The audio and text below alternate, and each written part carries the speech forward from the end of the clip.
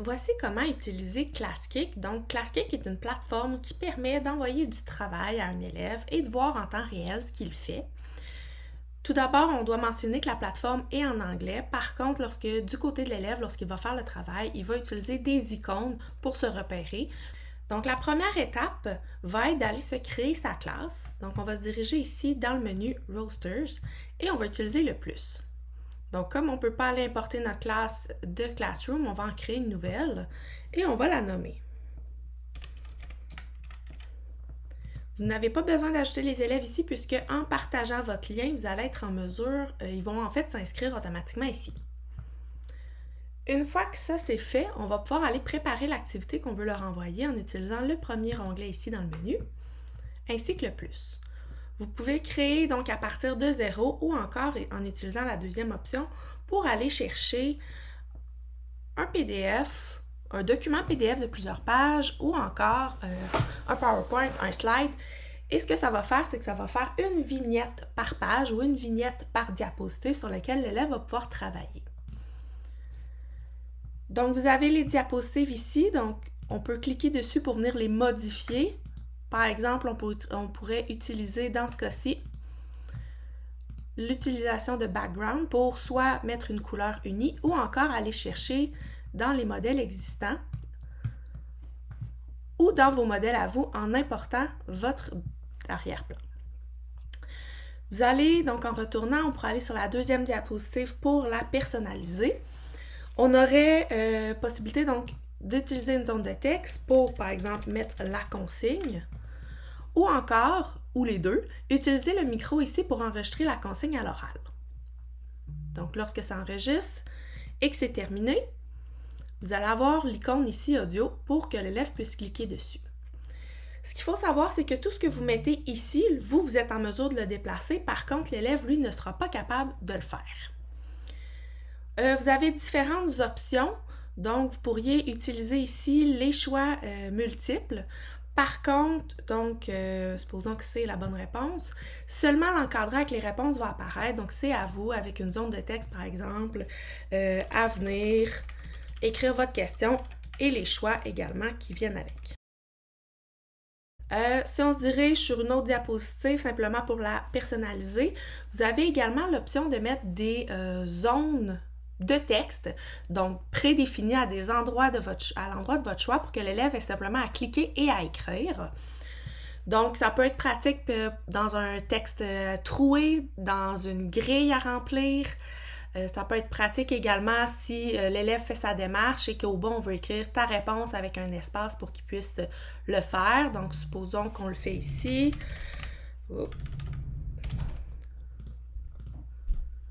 Et qu'on veut que l'élève complète le mot qui suit. Donc, on peut mettre une zone de texte ici. Encore une fois, il ne sera pas capable de le bouger. Dernière chose qu'on peut ajouter, en fait, ce serait des activités à manipuler parce que, comme je vous ai dit, tout ce qui est mis par vous sur la diapositive ou la vignette, l'élève ne pourra pas le bouger. Par contre, si c'est le but, en fait, que l'élève puisse bouger des images, puisse bouger du texte, les mettre aux bons endroits, à ce moment-là, c'est vraiment cette option-là qu'on va aller prendre. Vous pourriez également mettre un lien vers un site internet ou un document qui a un lien. Par contre, ce qu'il faut savoir, c'est que l'élève, lorsqu'il va cliquer dessus, ça va le sortir de sa page pour y en ouvrir une nouvelle. Vous avez également des options donc pour souligner, surligner, faire des annotations. Une fois que ça c'est fait, donc on a personnalisé ce que les élèves avaient à faire, on peut même en rajouter d'autres là, ici autant qu'on veut, on va pouvoir aller nommer notre activité. Ce qu'il faut savoir, c'est que l'activité qu'on est en train de créer compte pour une activité, peu importe le nombre de vignettes qu'il y a ici, mais dans la version gratuite, il y a possibilité seulement de se rendre jusqu'à 20 activités. Donc après ça, il va falloir tomber dans la version payante. Lorsque c'est fait, on va tomber donc pour l'assigner à nos élèves. On va aller chercher notre classe qu'on a créée précédemment. Et on va pouvoir aller dire, est-ce qu'on veut que ce soit noté ou pas?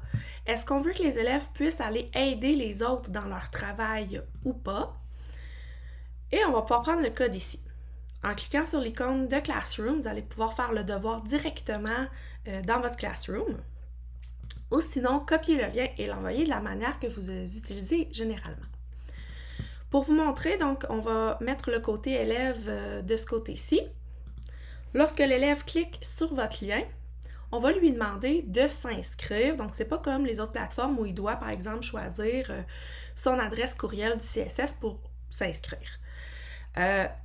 Vous pourriez leur demander d'utiliser leur numéro de classe, leurs initiales, leur adresse courriel, donc libre à vous. Ce qu'il faut savoir, par contre, c'est que automatiquement qu'ils inscrivent un nom ici, vous de votre côté, donc dans l'onglet pour voir le travail, ça va apparaître dans votre comme un nouvel élève. Donc par exemple, les initiales. Donc l'élève s'inscrit, on le voit apparaître. Par contre, si la fois suivante, il se trompe et accroche la lettre d'à côté, à ce moment-là, c'est que ça va créer un nouvel élève et il va tomber avec une copie vierge du travail. Également, ce que ça peut faire, c'est que si un élève sur un autre appareil utilise les initiales ou le numéro de classe ou l'adresse courriel, la manière dont vous avez demandé aux élèves de s'identifier et qu'il inscrit la même chose, il va tomber en fait dans la même copie que l'autre élève et va être en mesure de modifier ou d'ajouter. Si on ne souhaite pas que ce soit possible, du côté prof, ça va être bien important donc de retourner dans l'onglet Rosters. Donc, une fois que tous les élèves sont là, donc supposons que tous mes élèves se sont inscrits la première fois qu'on l'a utilisé, on peut utiliser les 3 petits points et utiliser les 2 options là, pour bloquer. Donc, de 1, dire qu'il n'y a plus personne qui peut venir s'inscrire à ma classe. Donc, l'élève qui se tromperait, par exemple, devra recommencer jusqu'à temps de trouver la façon dont c'était écrit. Et cocher ici la deuxième option qui fait en sorte que un même compte ne pourra pas être connecté sur 2 appareils en même temps. Donc, un élève qui voudra aller dans la session de l'autre, voir ses réponses ou voir ce qu'il a fait, ou s'est trompé, puis se met à modifier dans le fond sa copie qui n'est pas à lui, ça va le bloquer. Donc, du côté prof, on va retourner dans le travail, ici, pour voir ce qui est fait. Donc, du côté de l'élève, on a pas mal les mêmes options là, qu'on avait tout à l'heure, c'est-à-dire qu'on peut donc aller faire des annotations, surligner. On a les zones de texte également s'il veut aller remplir ou écrire un texte. Il pourrait vous mettre un lien. Il pourrait également prendre une photo déjà existante d'un travail ou d'une démarche ou encore prendre sa caméra pour prendre une photo de lui ou de son travail. Il pourrait vous enregistrer sa démarche, donc si telle est votre consigne. Donc, il va apparaître ici. Et il pourrait donc là, utiliser le zoom pour avancer. De votre côté, donc si je le fais en plus gros pour que ce soit bien visible, donc voyez-vous, je vois en temps réel ce qui se passe dans ma liste d'élèves et je pourrais cliquer pour aller voir plus proche dans le fond ce qui est en train de se faire. Et je vois que l'élève est sur cette diapositive-ci.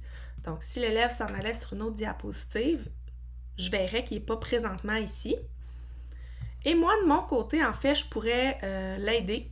Donc, si je fais une annotation, de son côté, il va savoir que j'ai écrit quelque chose sur la slide, la diapositive numéro 1. Donc, tout se fait en temps réel. Donc, du côté de l'élève, si on continue à la vignette 2, donc il peut écouter, évidemment, il va devoir reprendre sa souris, écouter vos consignes et, par exemple, répondre ici à la question à choix multiples. Vous allez voir sa réponse en gros ici. Ou encore, la zone de texte donc, qui est déjà placée par vous, il clique dessus simplement et peut écrire. Ou encore, cliquer sur le lien qui est à consulter, puis ça va y ouvrir un nouvel onglet. Une autre option qui est intéressante, donc l'élève, supposons, qui est à l'étape ici et a une question, peut utiliser la main pour demander de l'aide ou encore pour demander de se faire vérifier. Et vous, de votre côté, ce que ça va faire, c'est que vous allez voir une petite main apparaître sur l'élève et la vignette sur laquelle il veut poser une question. Si jamais vous avez beaucoup d'élèves et là, vous ne voyez pas nécessairement, vous n'avez pas une vue d'ensemble, vous pouvez utiliser la main qui est ici et ça va vous dire, dans le fond, qui a levé la main sur quelle vignette. Et en cliquant dessus, ça va vous y amener directement.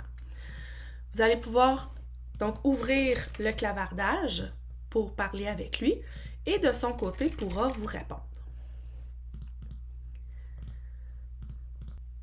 Si jamais donc vous voulez bloquer les modifications, de votre côté, vous allez cliquer sur les filtres ici et vous allez venir chercher ici de le bloquer. Ce que ça fait, c'est que l'élève a encore accès au travail et donc s'il se reconnectait avec le même nom, accéderait au travail. Par contre, il n'a plus les outils de modification, mais peut encore, comme on dit, voir ce qu'il a fait. Si jamais vous voulez qu'il n'ait plus accès à l'activité, donc on va prendre l'autre option ici qui est de cacher. Et ça fait en sorte que la fois d'après, lorsqu'il va vouloir retourner dans le travail, il ne le trouvera pas, il ne pourra pas y accéder. Donc, une fois que c'est bloqué ou même en cours de travail pour vous, ce serait possible d'accéder donc à la diapositive de l'élève et de lui donner de la rétroaction, par exemple en utilisant le micro, donc de lui faire une rétroaction à l'oral et de lui mettre sur sa diapositive. Vous pourriez également lui écrire, donc pour lui dire vos commentaires, et lui, de son côté, va recevoir une notification comme quoi vous avez écrit quelque chose. Ou encore, va pouvoir le voir ici dans le haut.